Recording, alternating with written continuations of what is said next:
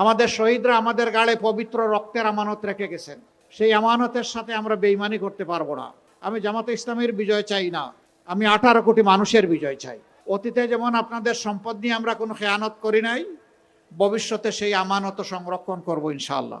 আমাদের নির্বাচিত প্রতিনিধিরা আল্লাহর হুকুমে যদি নির্বাচিত হন, প্রতি বছর নিজের এবং পরিবারের প্রত্যেকটি সদস্যের আয় ব্যয়ের হিসাব জাতির সামনে পেশ করতে বাধ্য থাকবেন।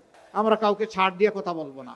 আমাদের শহীদরা আমাদের গাড়ে পবিত্র রক্তের আমানত রেখে গেছেন। সেই আমানতের সাথে আমরা বেইমানি করতে পারবো না।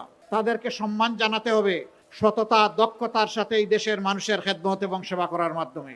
ইনশাআল্লাহ আমরা বিশ্বাস করি চাঁদাবাজি দুর্নীতি যদি বন্ধ হয়ে যায়, তাহলে আল্লাহর মেহেরবানিতে দেশের মানুষের জীবনে শান্তি এবং নিরাপত্তা নেমে আসবে।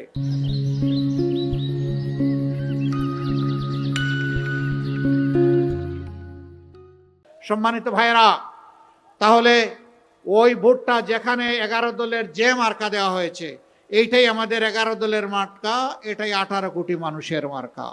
আমরা কোনো দলীয় সরকার কায়েম করতে চাচ্ছি না। আমি বলেছি, আবার বলছি, আমি জামাতে ইসলামের বিজয় চাই না, আমি 18 কোটি মানুষের বিজয় চাই।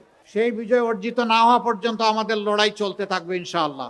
মহান আল্লাহ আমাদেরকে সাহায্য করুন। আমরা থামবো না, আমরা চলতেই থাকবো ইনশাআল্লাহ। যেই বাংলাদেশে আর অপকর্ম করতে কাউকে দেওয়া হবে না, দেওয়ার অপকর্ম করার কোনো সুযোগ থাকবে না ইনশাআল্লাহ। সমস্ত মানুষ আনন্দের সাথে শান্তিতে নিরাপদে ইনশাআল্লাহ যে বাংলাদেশে বসবাস করতে পারবে, সেটা হবে আমাদের বাংলাদেশ। ওই বাংলাদেশটাই আমরা করতে চাই।